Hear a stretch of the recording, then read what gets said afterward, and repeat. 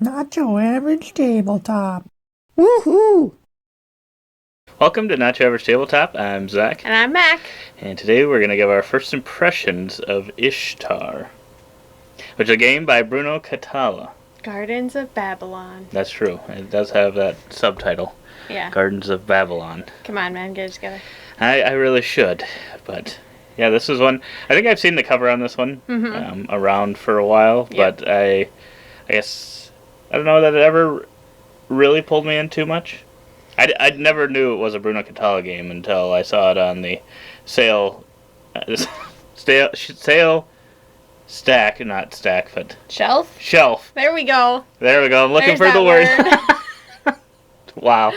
It was not a stack of games on a sale, but there was a whole shelf. Yeah. And this was one of them, and I was just kind of browsing through it, and I saw that it was Bruno Cathala, and I'm like, I did not know this game was a Bruno Cathala game.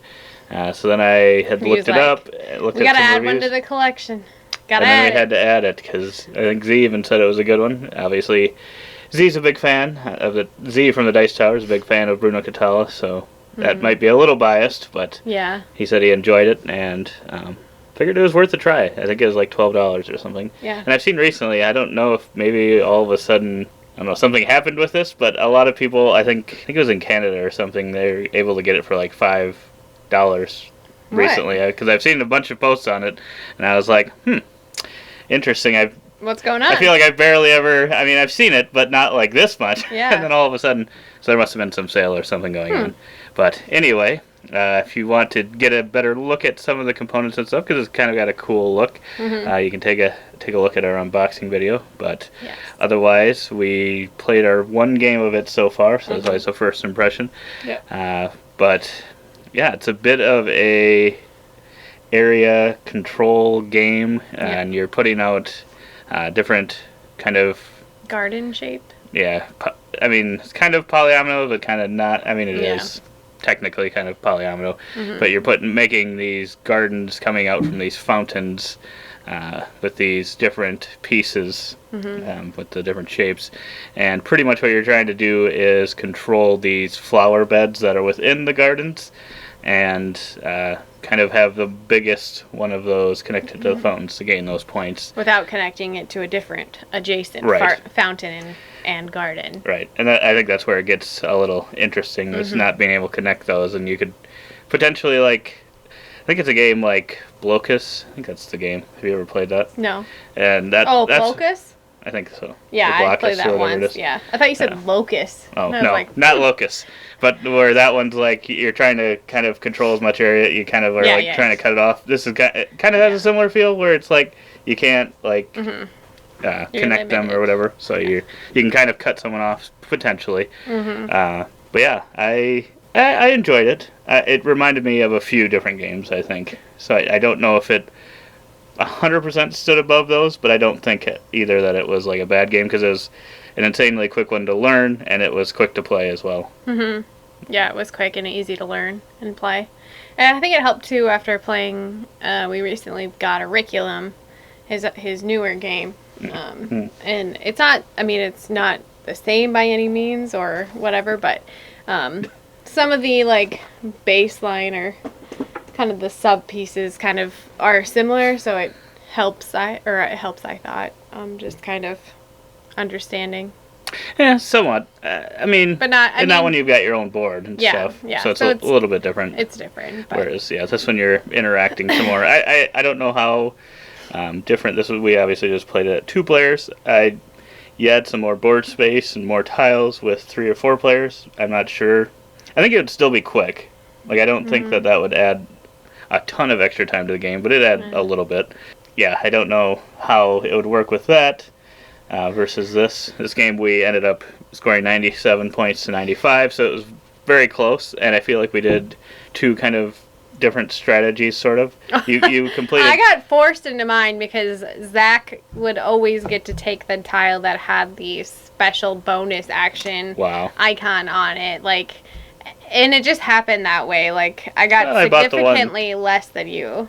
I bought the one where the people ones counted as special, so then I could start to use that. Yeah, I mean That's what I had to do a couple definitely times. helped. Yeah. But I just focused because I just ended up getting these tree cards, and so I racked up I think about 12 more points than you, and and I think you had me beat in the tile In the flowers flowers.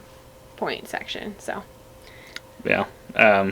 Yeah, I think after the initial play is probably about a 7. I think this one would be one that, if you're looking for a simpler version of like a area control game and one that's got some quick, snappy turns, because really what you're doing is you're picking one of these tiles, usually, unless you're spending gems, you're going one space, so it's not like you're having to decide each time, oh, I want that tile or that tile. You just kind of pick the next one in this rondelle type thing, and then you place it out on the board in a legal placement, get any gems that you cover, and then you either have an action or you don't have an action, and then you can buy trees. So it's all a very simple process once you get to know it. Yeah. And I'm wondering how these different bonuses will end up playing into things. Right. They call them skills, which makes it sound like it's an ongoing thing. Which a couple of them are sort of ongoing. Yeah. But on the whole, they're more like bonuses. Yeah. So calling a skill kind of is a little deceptive. Or an unlocked ability type thing. Right. But yeah. I guess, what did you think? Did you? I mean, I'm not the biggest fan of area control, so it's hard for me to say like that this was high on on like an interest level for me.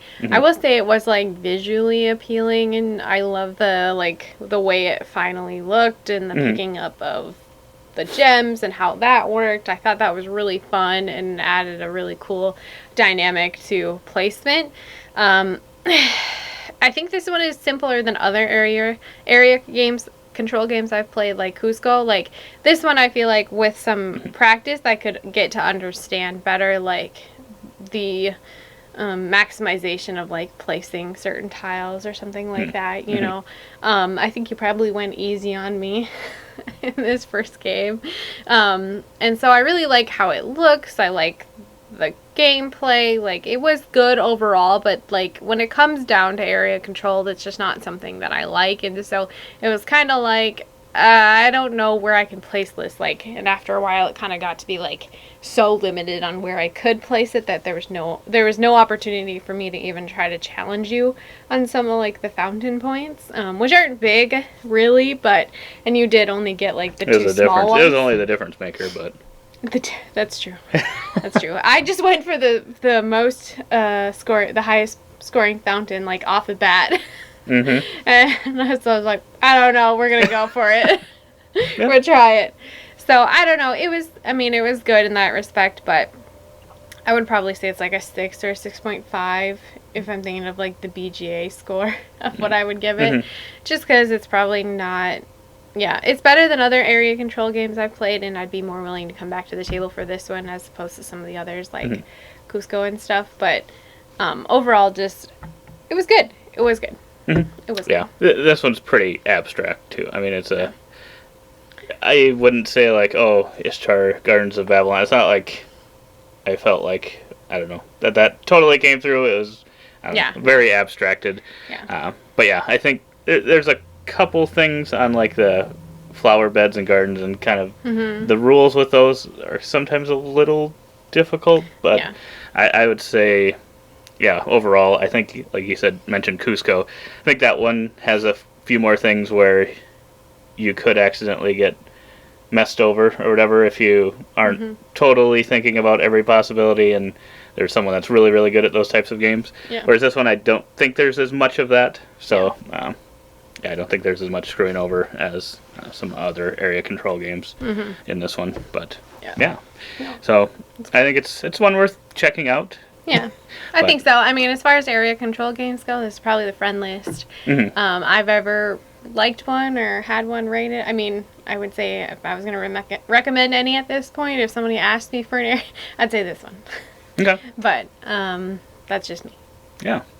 But yeah, like I said, if you want to see some of the components that are in the game or a closer look at them, check out our unboxing video. They're Otherwise, so cool. Look at these little trees and your little people and the fountains and the gems. It's really well put together. it is. It is a nice. It's like Cusco. It's a very nice looking board at the end of the game. Yeah. Cusco might look just a little bit nicer, but this one's right up there too. Yeah, I agree.